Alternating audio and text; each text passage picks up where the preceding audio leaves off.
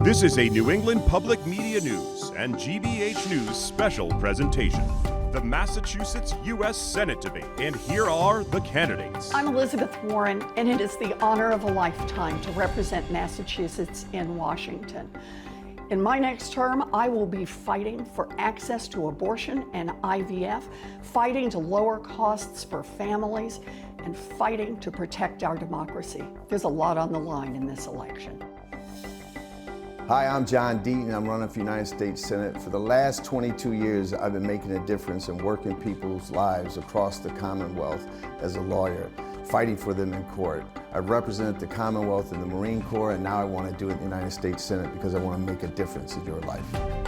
Live from the NEPM Studios in Springfield, here are the moderators, Adam Riley, Soraya Wintersmith, and Adam Frenier. Good evening and welcome to our radio, television, and online audience, and welcome to both the candidates. For the next hour, we hope to hear from Senator Warren and Mr. Deaton about issues concerning voters across the state. Our questions come from Western Mass, Eastern Mass, and the Cape and Islands. Candidates will have equal time for answers and for rebuttals. For our Spanish-speaking viewers in Boston, closed captions are available in Spanish on CC3. Senator Warren, you won our coin toss, so I'll start with you. Earlier this year, the Senate killed a bill that would have tightened immigration laws and delivered millions to local governments and groups sheltering migrants for this fiscal year. That bill had big supporters here in Massachusetts, including our governor, our Senate president, and our House Speaker. And Democrats like them who backed the bill have criticized Republicans for opposing it to help Donald Trump. But you, Senator Warren, were aligned with Republicans and you opposed that bill. Why? So remember, by the time that we voted on this bill, Donald Trump had already killed it. It was dead, and the reason he had killed it is really important. He killed it because he wanted to preserve it as an election issue. He was afraid that if we actually worked together and got something done, that it would disappear as an election issue. And that's what he wants to do, and just keep raising it over and over in elections. Look, for me, I get it. We are in a crisis on immigration, but that means we need serious people proposing serious solutions. We know what we need for immigration reform. But instead, where we are is blame the immigrants. And I gotta say, my opponent here, John Deaton, does this over and over and over. You got a problem in Massachusetts? If it's health care, blame the immigrants. If it's housing, blame the immigrants. If it's crime, blame the immigrants, because it's a way not to address both the problems and the solutions that we have in this state. So for me, I have voted before for comprehensive immigration reform, a bill led by a Republican, and happy to do it. But we need immigration reform that covers all the bases. And that means we need border security, we need to have faster work permits, we need full reimbursement all across all of the expenses that states are covering for migrants, and we need a pathway to citizenship. That's what comprehensive immigration reform looks like. Mr. Deaton, you have 90 seconds.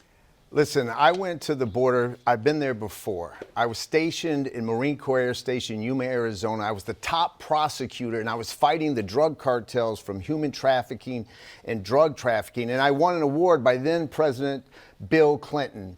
And listen, when they took the rec center from the poor kids, it hit home because I lived in Roxbury. I used to be one of those kids. And so I went to the border, and let me tell you what Senator Warren won't tell you. It's shocking. 12 million have crossed when you count getaways. And the migrants don't run. They wait, they get picked up, they have no ID, and then they're let go. And they're given a court date of 2032. I'm not exaggerating, 8 or 9 years from now. And then there's 100 terrorists that have been caught. And I asked Border Security, well, have any gotten away? And they said 400 to 500 are estimated from Iran, from Hezbollah, from Russia and China. It's a national security crisis, but it's a humanitarian crisis. No one can identify with these migrants more than me. I come from extreme poverty. I know what it's like to want a better life. But here's the issue for Senator Warren. She blames it on Donald Trump. Senator, I got news for you. You had a vote.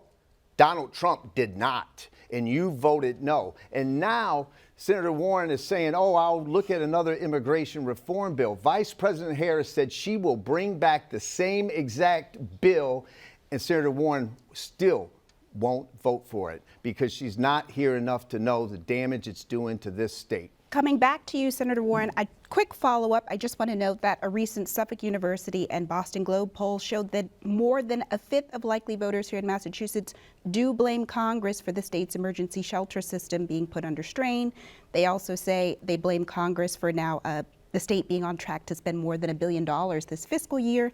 I understand that the bill was a sinking ship, but if it had come down to your vote, would you have been for or against it? That's the point. It didn't come down to my vote.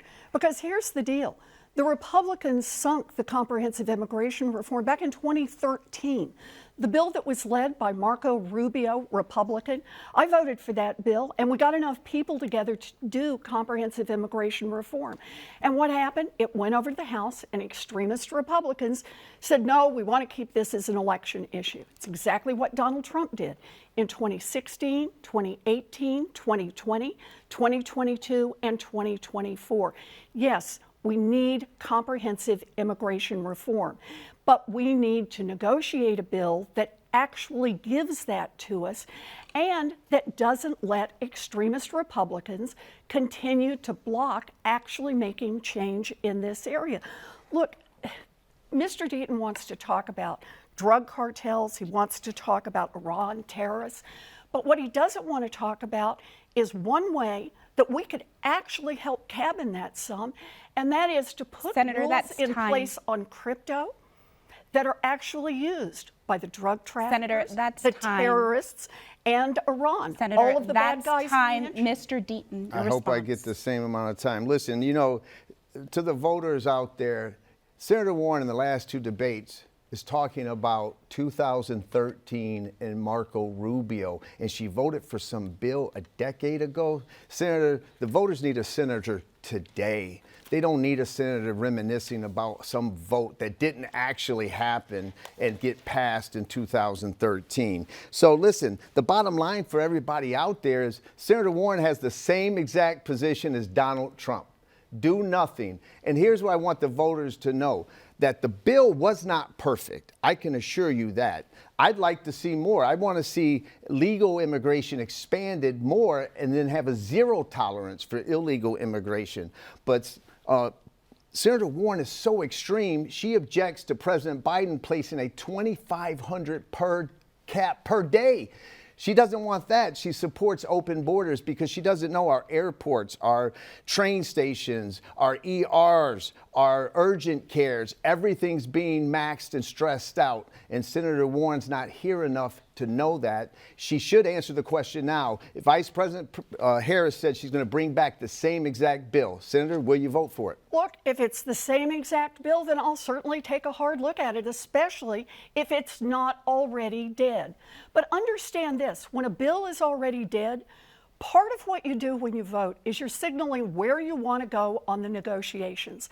I made clear in every speech I gave, in every time I talked about this, that it is not enough to do half of it. We also need, if we're going to do this, to do it right, we need full reimbursement for what the states are spending, and we need to make sure we have a pathway to citizenship. If you're going to negotiate for that, then you got to be in there willing to negotiate. Senator Warren, that's time. Mr. Deaton, we have a lot to get to. No, I know, but let me just add. We're going to move along. We have a lot to get to. We do have to, forgive me, Mr. Deaton, the next question heads to you. You suggested, this is something you want to talk about, I know, from the last debate. In the last debate with Senator Warren, you suggested that the aid that the United States has provided in connection with the war in Ukraine, nearly $200 billion, would have been better spent on domestic priorities. But if we had gone that route, wouldn't it have guaranteed that Russia would have taken over Ukraine? And wouldn't it have put a number of countries in Eastern Europe, many of which are our allies, at grave risk moving forward? To the voters out there, Ukraine war is the single biggest issue in this election. Period. One mistake and we're at World War III. Listen, I was in the Marine Corps for 7 years. I taught generals and admirals at the Naval War College. And as a military trained officer, I can't tell you what our plan is in Ukraine because I don't think we have a plan. One day they tell us no American-made missile will land in Russia. The next week they tell us that might happen. Vladimir Putin says if it does happen, then it's war and nuclear options are on the table. This is frightening. We spent $200 billion and it's a stalemate at best. And many people believe that Russia is winning, and you can see it on Zelensky's face when he's here begging for more money. Look, my vote will have to be earned like any other vote. And of course, I favor democracy, but we got to know what the plan is. And to the warmongers in Washington saying Ukraine's going to win is a plan. That's not a plan. That's a hope. That's a wish. $200 billion, we would have had universal pre-K for the country for 10 years and $50 billion left off. We could have spent Medicaid money and expanded Medicaid in the states that didn't adopt it, giving millions of more people health insurance for 20 years. Okay, you know, it's been 30 years since Tupac said it, but I'm going to say it now. They got money for war, but can't feed the poor. Senator Warren, you have 90 seconds. So keep in mind that what Mr. Deaton has already said is that he would not fund Ukraine. Look, I sit on the Senate Armed Services Committee. I have been to Ukraine. I have met more than once with President Zelensky. The Ukrainians are fighting the frontline war for democracy.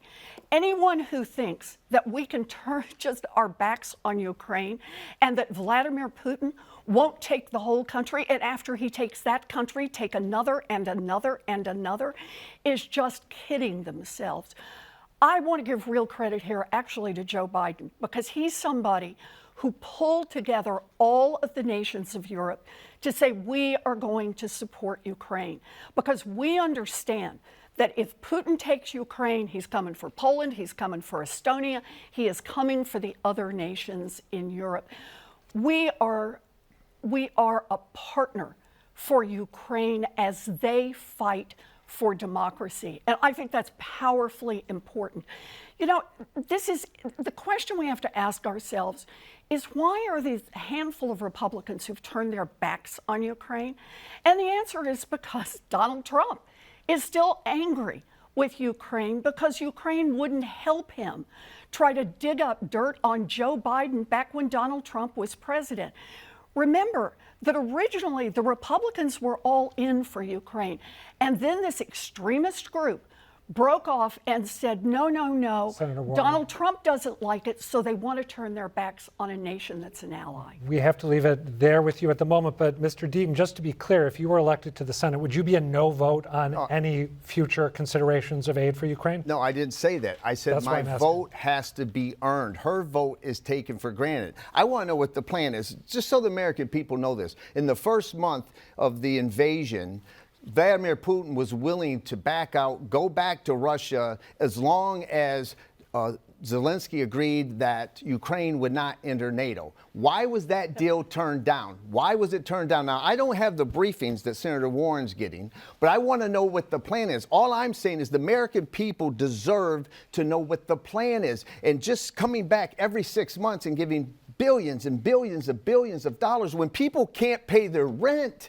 I just want to know the plan, and no one is articulating the plan. The American people deserve transparency. For 50 plus years, it wasn't in America's vital interest for Ukraine to be in NATO. Why is it so important today? I want that answer. Maybe the senator can share with us why it is so vital in America's interest that we need that Ukraine needs to be a member of NATO. 30 seconds for the last word on this. So let's be clear. Mr. Deaton has already been quoted in the press saying that he will not support funding for Ukraine. That's not true. Well, that's what the press has said. Well, but find it now. He says he wants to know the plan, then we'll make the plan clear. And that is we are going to push back and fight back against Vladimir Putin's invasion of a neighbor. This is a violation of international law. And if Mr. Deaton wants to be an appeaser, then he can take that label. But we stand up and fight back for the boundaries that exist, and we Senator, do not support Vladimir Putin taking over Ukraine. We have to move on to the next question. We're going to move on to a different topic, and one that's of local importance here in Western Massachusetts. A long talked about issue here is east-west or west-east rail, expanded passenger rail service between Boston and the western part of the state. Some people say this would provide not just transportation options, but also could unlock jobs and housing opportunities as well. Senator, I'll start with you first for the next 90 seconds. If you're reelected, what will you do to help make this a reality? So I am all in on east-west rail. I think it will fundamentally transform not just the economy in Western Mass, but for every part of Massachusetts. Look, I'll tell you what it's going to take to get it done. I work with Richie Neal on this. And we are now laying the foundation for this. We've been working on this for years. But here's the problem. Republicans have blocked doing a really big infrastructure bill. And the kind of money we're going to need for East-West Rail to get it right and make it work is going to take a significant investment. Remember when Donald Trump was president, how Infrastructure Week was the punchline to a joke on late night television? And that was because you couldn't get the Republicans to come along and actually build up the kind of infrastructure we need. We've had underinvestment in infrastructure for years. Finally, in the 2 years that that Joe Biden was president and Democrats had control of both the House and the Senate, we got the biggest infrastructure package in history actually passed through. And that means we have started the money for building out the plans for East-West Rail. I know that Richie Neal is committed to this. I am committed to this. We know the governor is committed to this. We're going to get the money together, and we will get this done. Mr. Deaton, you have 90 seconds to respond. To the voter, during this debate and last debate, every time Elizabeth Warren speaks in her sentence, there's three things. There's a verb, there's a noun, and then there's Trump in it. And you're going to see that repeatedly. But on this specific issue, obviously, I believe this is very critical for Western Mass. And this is what it could do for the entire state, right? We have such a housing problem in Massachusetts. In Greater Boston, it's $980,000 for the median home price. If you go statewide, it's $650,000. That's $200,000 more than the national average.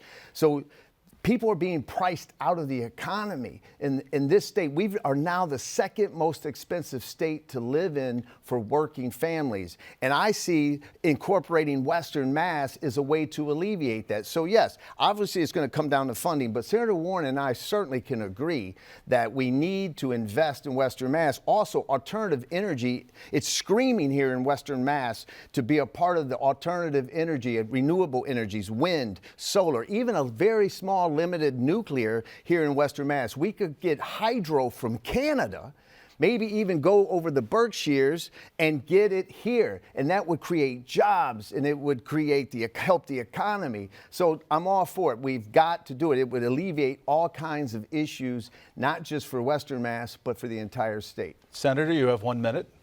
So I am glad to hear Mr. Deaton endorse East-West Rail. In fact, I want to hear everybody in Massachusetts endorse East-West Rail. And that's why I'm in the fight alongside Richie Neal to make sure we get all of our colleagues in Washington to sign off on this so we can actually get the funding for it. And part of the way we get that funding is when Democrats can stay in the majority in the Senate and in the House in order to get this done. But I want to hit something else that Mr. Deaton raised, and that is housing prices. Absolutely right. Housing prices are out of control. We've been sitting around for 40 years talking about how housing prices keep going up and up and up, and it has truly reached crisis proportions. It is time for the federal government to make an investment and to partner up, and that's why I have mayors all around Western Mass, including in Pittsfield, saying, I want to be part of that. The Warren plan is a plan to build more housing and bring down costs. Mr. Deaton's plan is to say, let the private market fix it. like it's fixed it for the last 40 years. Mr. Deaton, you have the final 30 seconds on this one. Yeah, listen, the fundamental difference between Senator Warren and I is she believes that the government is the solution to all problems of society. And she believes that every issue, I'm surprised she didn't say, oh, we're going to fund it by tax the wealthy, because every single thing she says, climate change, housing, education, every issue is tax the wealthy, right? And she didn't say that, and I'm curious, but listen, the bottom line is the government is the problem most of the time. Builders are taking 2 years just to get building permits. We got to cut the red tape Mr. Deaton, and tax credits for those builders. Thank you. We're going to move on to the issue of public trust. And Mr. Deaton, this is for you. Because you haven't held elected office, we don't know much of your record.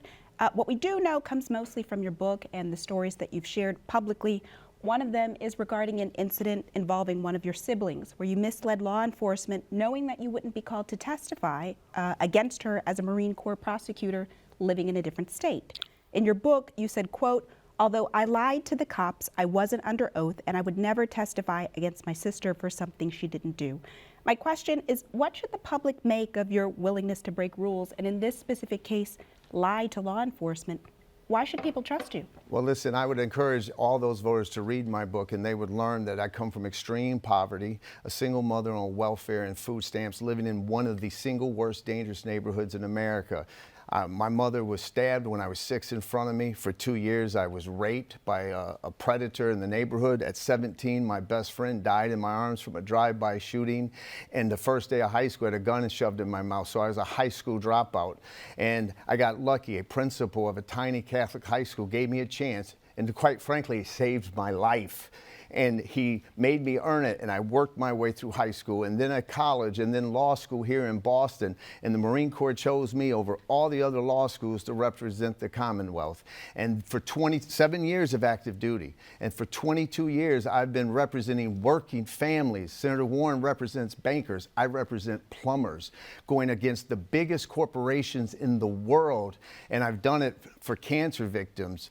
I am a small business owner. I am a proud father of 3 daughters, and I am the American dream. And when you look at the Senate, you don't see someone like that. You don't see someone who's overcome poverty, someone who knows what the daily struggles of everyday people are. I do, and I think it's time we send someone like that to the Senate. My sister was OD'd twice. She was flatlined twice. I had a decision. Do I save my sister's life? And I chose that decision to save her life. And my sister texted me that I saved her life. Tina, how are you? I know you're watching. She texted me, John, I'm proud of you. You did a good job in the first debate. I'm the American dream. I know what it's like to struggle, and I will work for everyone that's watching this right now. I will dedicate my life to make your life better. That's time. Senator Warren, you have 90 seconds.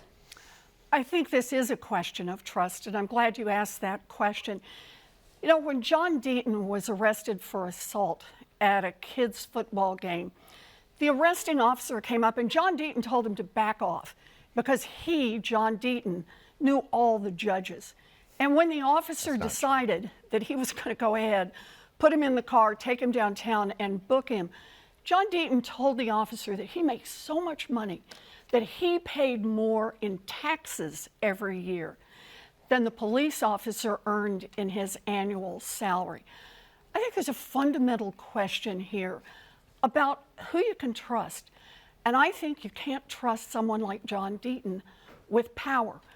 I appreciate that John Deaton grew up in a really poor family and under really difficult circumstances.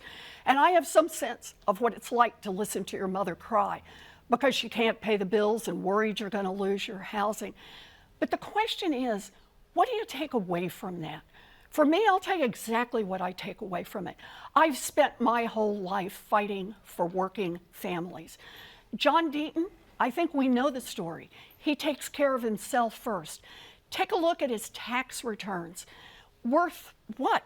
Tens of millions of dollars, maybe $100 million? And he couldn't find more than $56 to give to charity across 2 years. There really is a question of who you trust to fight for your family or to fight for themselves. People of Massachusetts know me. They know I'm fighting for them. Mr. Deaton, I want to give you a chance to respond, but I also want to remind you the question is, why should the public trust you? the public should trust me. The same thing Vice President Harris said last night when she was interviewed, her life experience and my life experience. Listen, I'm an open book. I wrote a book and I explained all the problems, and I'm not going to get into that. I will tell you this, that the police just endorsed me after reading my book that Senator Warren referenced. I went before them and were questioned, and they agreed with me because the police had an arrest incentive program where they were arresting people based on the number of arrests. You were getting time off and you were getting money, and I sued them and I stopped that, and that practice ended. But here's the thing, Senator Warren, instead of looking at my life and saying, wow, that's a good example of someone who came from dirt poverty, who was raped as a child for 2 years, who saw his mother crawl on the ground and thought he was going to lose her at 6 years old, and watched my mother beaten over and over again. You would think she would say, you know what, that's good, but she's back to demonizing everyone. And Senator, let me tell you this. I've made mistakes in my life and I've owned them, but I've never claimed to be someone or something I'm not. Mr. Can you Deaton, say that's the time. same? Senator Can you Warren say the same? gets So- the final 30 seconds here. So let's be clear here. This arrest at a kid's football game, when he told the police officer just how much he thought the police officer was worth, is not something that happened back in John Deaton's youth. It happened just not too long ago, living in Rhode Island. And what he did after he did this with the police arrested him and prosecuted him. He turned around and sued the police, and he lost that lawsuit. That's the part John Deaton doesn't. That's the part John Deaton does not want you to see. He is not someone we can trust. Senator Warren, that's time. I have to. And we're going to move on. I need to We're address gonna move that. on. Give me We have 10 a- seconds. 10 seconds. We have please. that is what Well, Senator if he Warren gets 10 said seconds, is I'll not give him true. 10 It's seconds. not true. Is that the what we're case doing? is still Mr. Deaton, pending. that's enough. Mr. Deaton, we need to move on. We I'm have a just lot saying to it. get to. I understand where you're coming from, but we have to go to the next question, which is for Senator Warren. During an earlier debate this week, your challenger said that you were partially responsible for 2 hospitals, Kearney Hospital and Neshoba Valley Medical Center, closing. 2 questions. How do you respond to these accusations, and what role did you play in trying to keep these medical facilities open specifically? So understand why these hospitals closed. They closed because private equity came in and sucked $1 billion in value out of these, what originally had been not-for-profit hospitals.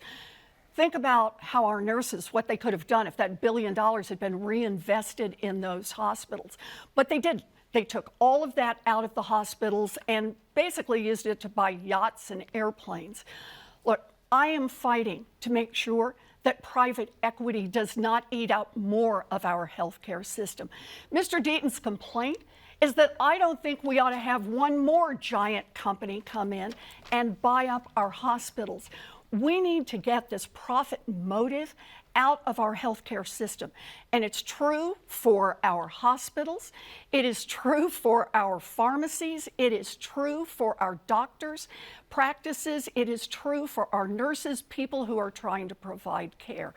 And keep in mind, if we end up with Republican control of the United States Senate, these are people who have tried over and over and over to repeal the Affordable Care Act. Donald Trump says he's coming for it again. That will cost Massachusetts billions of dollars and result in more hospital closures here.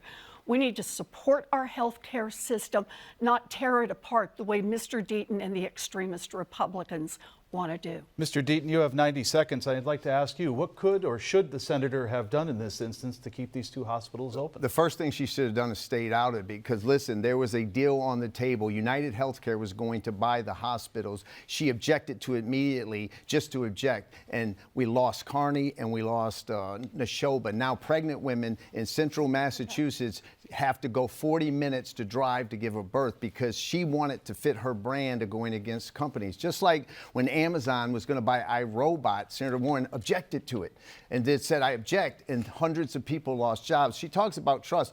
I hope that Senator Warren, she talks about trust, yet she's proven to be corrupt in Washington. Senator, are you going to address the fact that she sits on the banking committee and Gary Gensler, who she's supposed to oversee and keep responsible, hold him accountable, she gave him not only the questions, but the answers to what she was going to say. She said, here, I'm going to ask you these questions under oath, and I want you to give these answers, okay? And then he did it. And then Senator Warren gets on TV and says, don't take my word for it. Gary Gensler said it.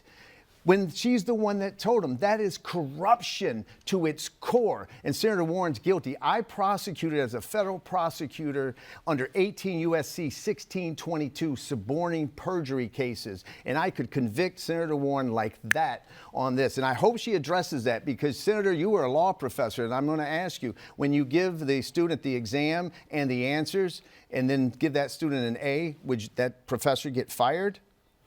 Your minute, Senator. So let's start with healthcare, where this question started. You're not going to deal with Gary Gensler? Let's start with healthcare, where this started. Exactly. And that is that twice now, my opponent has alleged that United Health had offered to buy the hospitals. Those are not the facts. They offered to buy up the doctor's practice. The hospitals were out there loose and on their own. Go back and check the facts. But here's the deal. Listen to what he says each time. What is the solution to the fact that our hospitals have been hollowed out by private equity? Bring in the 9th largest corporation in the world to just buy them up and squeeze more profits out of healthcare here in Massachusetts. What is the answer to every problem for Mr. Deaton? And that is bring in more people who can squeeze out more profits. He wants to talk about corruption. Let's use the 80, 90, 100 rule. 80% of Mr. Deaton's wealth is tied up in crypto. 90% of his funding for this campaign is coming from crypto. Senator, that's and time. 100% Senator, of his that's loyalty time. in Washington Mr. Deaton, you will have 30 be seconds to crypto. respond. That is corruption. Senator, thank you. It's just Mr. starting Deaton. out. Yeah, listen, you notice that she didn't even mention, I called her corrupt, and she wouldn't even address it. She won't address it. She won't address the Epstein stuff either. She just wants to kick it under the carpet and pretend that it didn't happen. Senator, I can tell you this. I come from extreme poverty. I made all my money that I've made, I made it before I went to Washington. What people are sick of are people like you going to Washington, D.C. broke and then coming back 10 years later and being multi-millionaires. And so I don't think you should ever condemn anyone in the private sector who came from poverty and food stamps to make it be successful. And when you say I didn't donate, Senator, I sued the SEC. I won a Lawyer of the Year Award, Deaton, Consumer Advocate of the Year, Freedom of Defender Award, because I did all that work pro bono. That's called pro bono work, something you didn't do. Senator, Mr. Deaton, we need to move on. Crypto? Are you kidding me that counts as a charitable contribution? That you abandoned, Senator Warren, Mr. Deaton, we need to move along here. Staying on the issue of health care, Mr. Deaton, this goes to you. You have said you are the pro-choice candidate in this race, and you told our GBH colleague Katie Lannon in a recent interview that putting a bill on the floor that codifies Roe v. Wade would be a top priority for you if you were elected. You have also said, though, that you don't support late-term abortions, and that is part of the ongoing debate about what a federal abortions rights bill should and should not include, along with questions about fetal viability and religious objections for healthcare workers who don't want to be involved in abortions. Can you please describe what specific provisions you would include in a federal bill to codify Roe v. Wade that your Republican colleagues would vote for? Well, I can't tell you whether the Republican Party colleagues would vote for it, but I can tell you what John Deaton would do, something that Elizabeth Warren hasn't done. She talks about it, but she doesn't do it. And what I would do is I'd look to Massachusetts. Massachusetts actually got this right, which gives a woman a right up to 22 weeks to have unrestricted access to abortion. After that period of time, she's not allowed unless it's for her health reasons or there's a fetal anomaly. And we're talking about the viability issue around that time. And so that's what I support. But listen, there are 6 people who are responsible for the overturning of Roe. Donald Trump, Brett Kavanaugh, Amy Coney Barrett, Neil Gorsuch, Harry Reid, and Senator Elizabeth Warren. And right now I'm going to have my campaign staff, I want you to post the 2013 media advisory by Elizabeth Warren where she bragged that she was going to push Harry Reid to get rid of the filibuster, even though they were told that Republicans would then use it for the Supreme Court. So you understand, everyone out there, that her fingerprints are all over this Roe decision. The Supreme Court would not look the way it does today if Senator Warren would have honored the fact that in the Senate, it takes hard work. The filibuster rule was in place for over 100 years, and it required compromise. But Senator Warren wanted to say, nope, I got 51. And by the way, she says she's going to codify Roe. You have 51 votes now in the Senate, Senator, so I would encourage you to do it. I'll help you write it if you want me to. Mr. Deaton, that's time. Senator Warren, your response. So this comes down to a question of trust. Can you really trust John Deaton? When he was asked who would he vote for Supreme Court, you know who he named? Gorsuch, one of the people who turned over Roe versus Wade, who vetoed Roe versus Wade, who got rid of Roe versus Wade. And what did we know about Neil Gorsuch at the time the vote came up? Well, we knew that as a lower court judge, he'd done the Hobby Lobby opinion, which had restricted access to contraception. We knew that he had come from a list that had been pre-screened as people who would be anti-abortion. And we knew that 50 groups that support access to abortion had opposed Neil Gorsuch. And yet John Deaton says, you know, if I'd had that information, I would have voted for him. And now John Deaton gives us the big defense of the filibuster that keeps us from making Roe versus Wade law of the land. That's the problem. We can't pass it with 52 votes because the Republicans filibuster us. So here's the deal. If Republicans are in control of the Senate, there will be no bill to make Roe versus Wade law of the land. It doesn't matter whether we have 50 votes for it or 51 or 52. With Republican control of the Senate, we will have no bill to codify Roe versus Wade. And that means when they're coming for us in Massachusetts, we have no defense. Senator, thank you. That's time. Right? I get 30 seconds, right, on this one, based on the format. Listen, on June 22nd, 1 minute, thank you. In June of 2022, that's when the Dobbs decision came down. Joe Biden was president. They had the House, the Democrats had the House, and they had the Senate. They could have codified it, but Senator Warren didn't do that. She didn't go to the floor and say, I demand that every United States senator take a stand right now. You want to know why? Because they wanted it. Just like Donald Trump wanted immigration as an issue, they wanted it as an election issue for the midterms. And they didn't want to upset maybe Joe Manchin in West Virginia. John Deaton doesn't, I believe in term limits, so I don't subscribe to sitting back trying to maneuver how we can have control this day or that day, or I don't care if there's a senator in West Virginia, a Republican or a Democrat. I don't care about them. I care about Massachusetts. And so John Deaton was in the Senate. As a Republican, I would have stood up and I would have demanded every United States senator take a stand now. That's what advocacy is, not what Senator Warren's talking about. So Senator Mr. Warren, 30 Deaton seconds. needs to recheck his facts. We have voted on Roe versus Wade. And I stood up and said we should vote on this. And the problem we have is because the Republicans filibustered it, we could not get to 60 votes. Yes, we put everyone on record, Democrats and Republicans, on where you are on Roe versus Wade. Mr. Deaton is just wrong. He just doesn't know what's happened here. But listen to him. When he defends the filibuster, what he's doing is saying, don't get anything done in the United States. Senator Warren, that's time. The filibuster. Mr. They had Deaton, the vote. That's time. We're moving on. We are going to stay with the court, though, for a moment. The two of you had radically different reactions to a pair of decisions that were handed down this past year. The Chevron doctrine was overturned by the court. It had granted broad authority to regulatory agencies for decades, and the court found that presidents have absolute criminal immunity when it comes to exercising their core powers.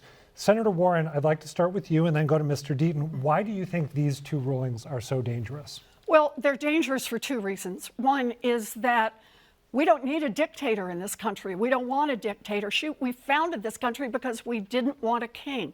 And yet this extremist Supreme Court has said that Donald Trump can do whatever he wants to do, and as long as he's president, they're not going to interfere, and the law can't interfere.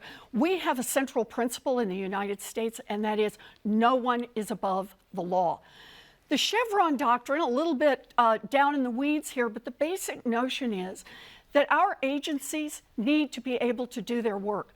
So, for example, the Environmental Protection Agency needs to be able to set clean air standards.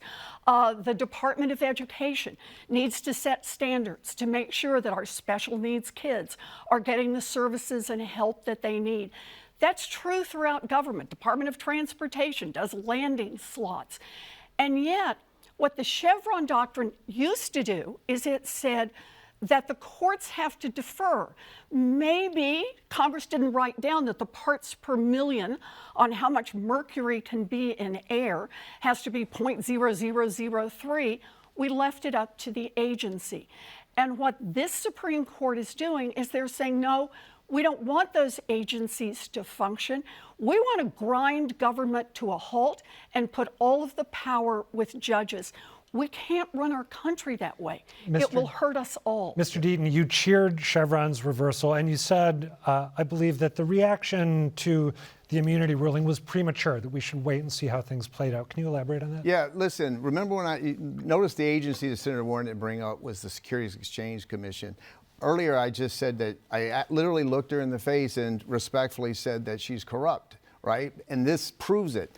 She had Gary Gensler, who oversees the Securities Exchange Commission, the chairman. She's supposed to hold him accountable. So what she did is, because she had a specific agenda in mind, she said, and this is proven by FOIA request, that here are my questions that I'm going to ask you to an upcoming hearing under oath, and here's what I want you to say. And then she asked those exact questions, and he gave those exact answers, and they're not truthful. Then Senator Warren goes on CNBC and other stations and says, hey, don't take my word for it.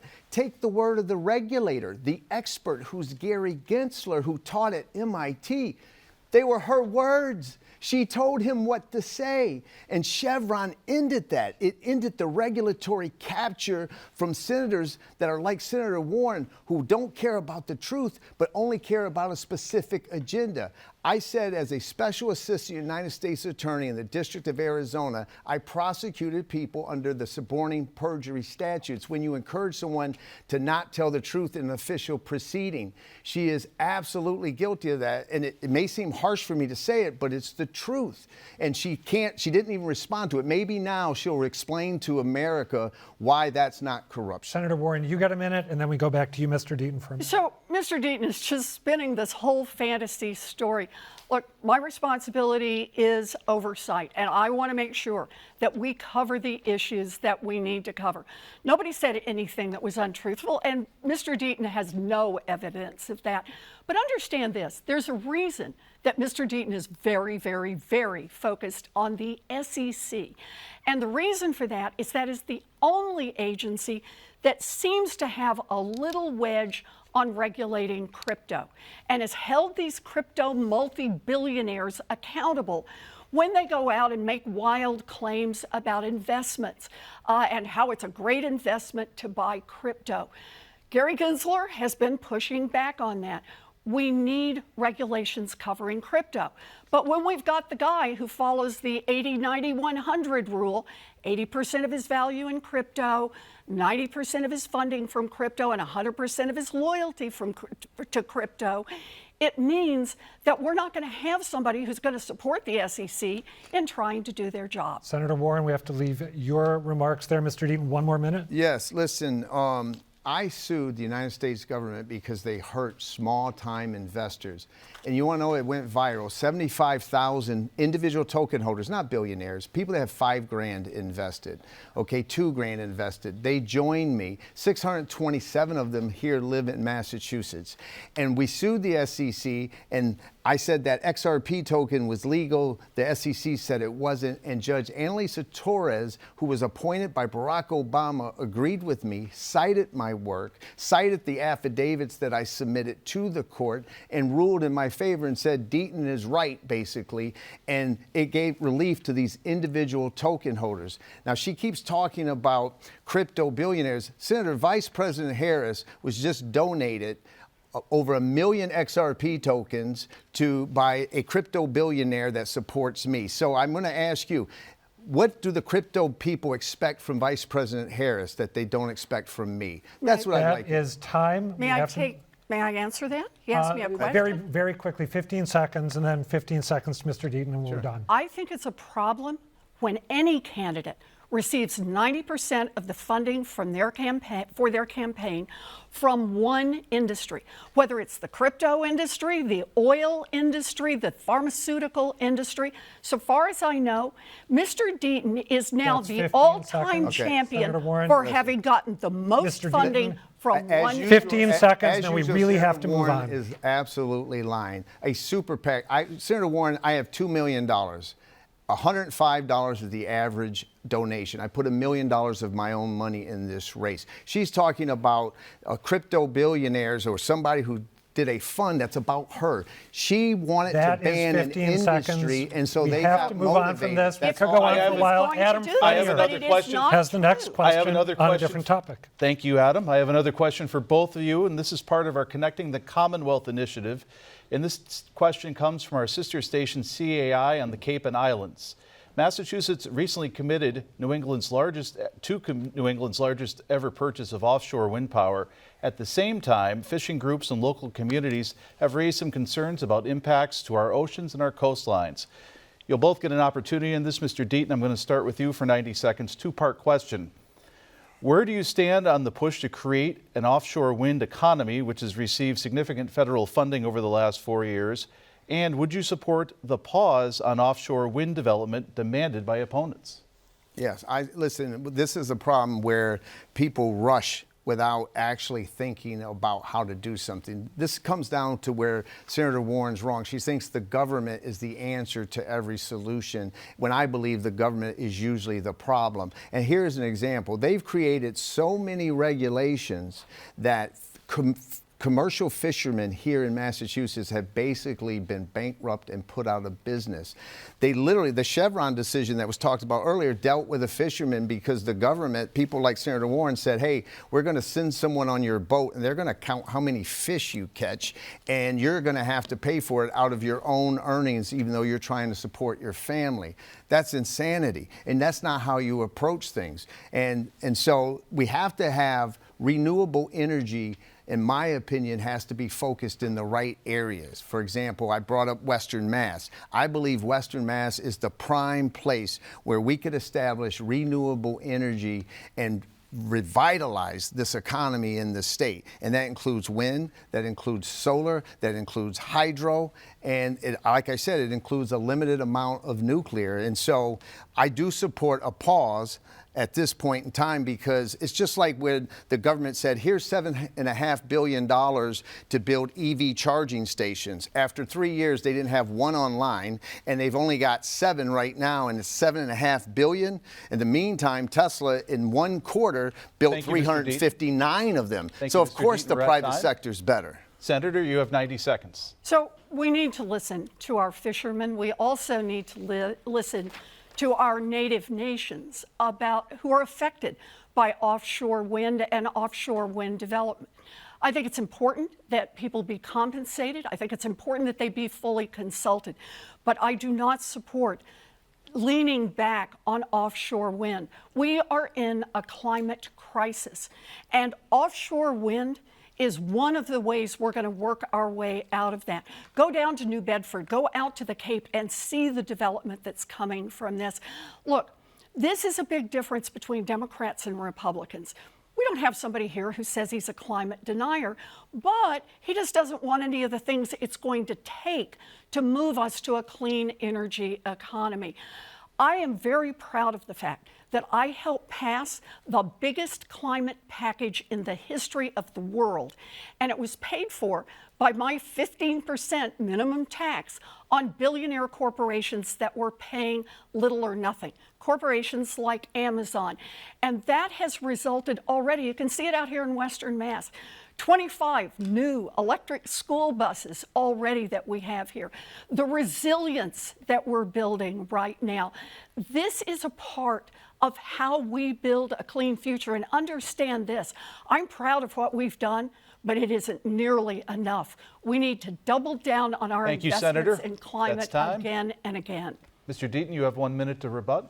Listen, Senator Warren does nothing but engage in class warfare. You notice that she keeps talking about billionaires, billionaires. For example, she supported 87,000 IRS agents, and what was her answer? It's for the billionaires. Well, let's talk about something she doesn't like to, which are facts. There's 735 billionaires living in America. They have a cumulative wealth of $4.5 trillion. So Senator Warren, instead of just taxing them more, let's just take all their money for a second for this conversation. That $4.5 trillion that we take from them, you know what we could do with it? We could pay our interest alone for 4 years on the national debt. Not a dollar goes to education. Not a dollar goes to the climate change. Not a dollar goes to immigration reform. Not a dollar goes to anything. It just goes to interest. And so her slogan of tax the rich on everything is that's just a slogan. And by the way, the 87,000 IRS agents, if it was for the billionaires, we'd only need 735 of them, and they could be assigned to each billionaire all year long. Thank you, Mr. Deaton. That's time. Senator, you have the final minute.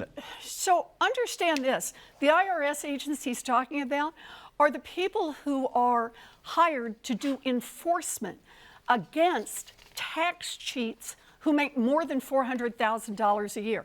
And it is an incredibly successful program. In fact, for every dollar invested, we're getting somewhere between $6 and $10 back in revenues from people who just don't even follow the current law because they know under the Republican regime that the IRS doesn't have the manpower to come after them. Look, John Deaton stands here and tells you who he is. He wants to defend the billionaires, and that makes sense. It's the billionaires who are funding his campaign. It's not 90% of the money that is moving this campaign forward comes from the crypto industry. And the crypto billionaires are going to expect a big return on their investment if John Deaton can take this Senate seat. Thank you, Senator. We have a little bit more to get in before we run out of time tonight. Question for both of you involving political ambition. Senator Warren, if Kamala Harris is successful in her presidential run, would you consider serving in her administration? And if she is not, would you consider running for president again yourself in 2028? No and no. I am asking the people of Massachusetts to elect me for a 6-year term, and it's the 6-year term here in Massachusetts that I want to serve. And the reason for that is because I have work that I'm doing for the people of Massachusetts, and this is my opportunity to get more of it done.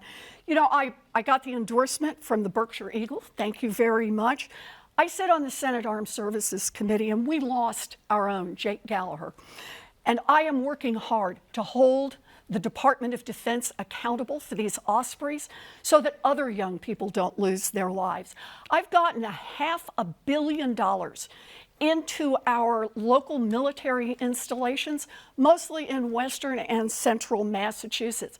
I brought home more than $20 billion, and it has touched every single community here in western Massachusetts. We've gotten broadband.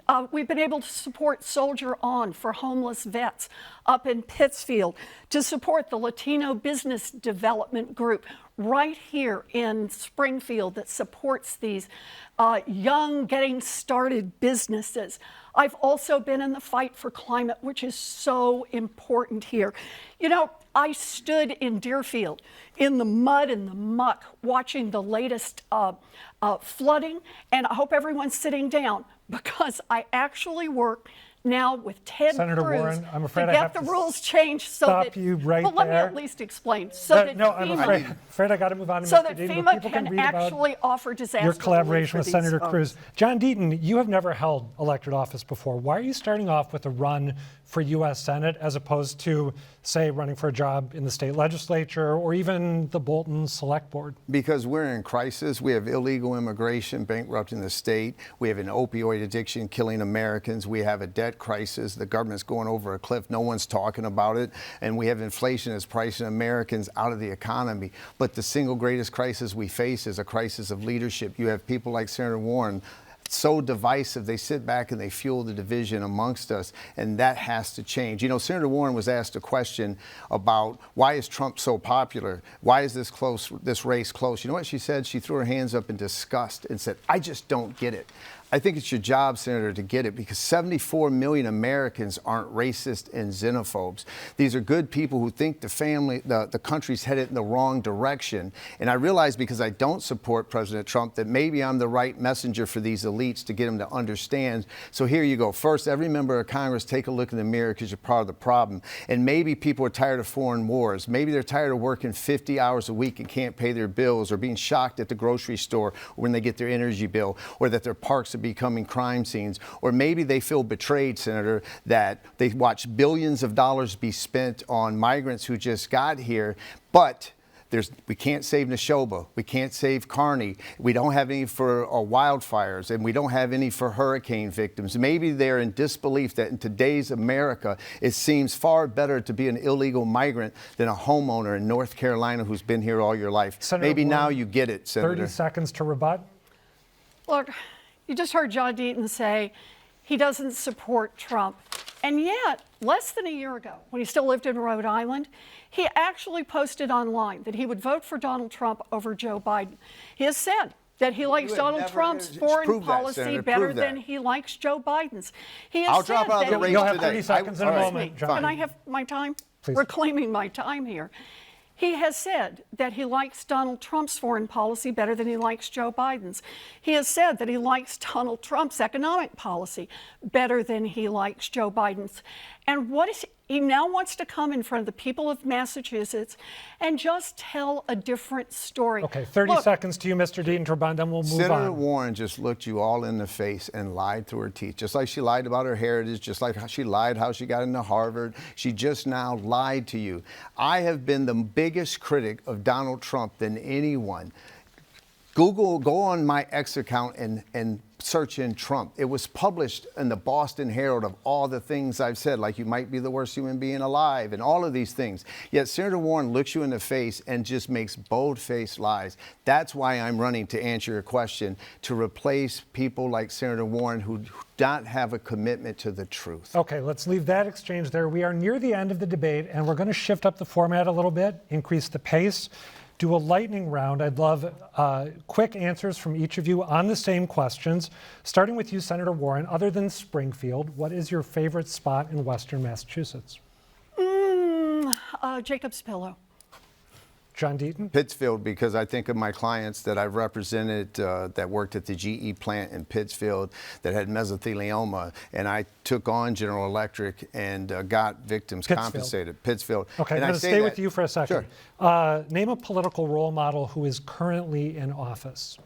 Currently in office? Currently in office. I like Amy Klobuchar, for example, because she's a moderate. By the way, Senator from Minnesota. Yeah, okay. I think she's a moderate. Senator Warren, political role model currently in office. You know, I give a lot of credit to President Zelensky, who has been on the front lines for 3 years. Give him a lot now. of money, too. No crosstalk is allowed in this. President Zelensky is your selection. That's Thank right. you, Someone Senator who's Warren. on the front lines fighting for democracy. Ballot question 4 in Massachusetts would legalize the use of some psychedelics. Senator Warren, do you support question 4? Yes, but I want to say it's going to take a period to get into it, and we got to get the right regulations in place to make sure people are safe. John Deaton, how about you? That last question, I'd go with Nayib Bukele from El Salvador instead of Zelensky. But as relates to this, no, I'd vote no, because we got to deal with our opiate problem, with the fentanyl that's coming across this country, and they're pushing it too far, too fast. And so I'm a no on it. You're a no on psychedelics. Except for medical purposes by a doctor. All right, both of you, like me, me are transplants from elsewhere. What is one thing you really didn't appreciate about Massachusetts until you lived here? John Deaton, you first. That I didn't appreciate? That you did not fully appreciate until you actually lived here. The seafood. The seafood. Because I worked at Legal Seafood for 3 years. Senator Warren. Oh, how beautiful the trees are in the fall. I grew up in a part of the world that doesn't have a lot of trees. And Massachusetts, especially out in the Berkshires, is truly magical. All right, I think final question for both of you. Senator Warren, what kind of candy are you going to be giving out for Halloween? Mounds and some Almond Joy, if we can find it. Sometimes it's hard to find. All right, John Deaton? Reese Cups unless I eat them all. I was wrong. We have 30 seconds left, so I'll throw one more at you. If you don't win this race, what's your consolation meal going to be, John Deaton? Probably chicken nuggets with my daughter Layla. This campaign has taken me away from her. Hi, honey. Okay, Senator Warren, your consolation dinner? It's probably going to be something at Frank's with French fries on the side. It's a great place in Cambridge. Try it out. There it is. You can tell my mind is on food. It's getting late. That is going to close our debate. We want to thank the candidates, Senator Elizabeth Warren and John Deaton, for participating in this NEPM and GBH News debate. And thanks as well to our audience. Election Day is November 5th. Make sure you vote. Good night.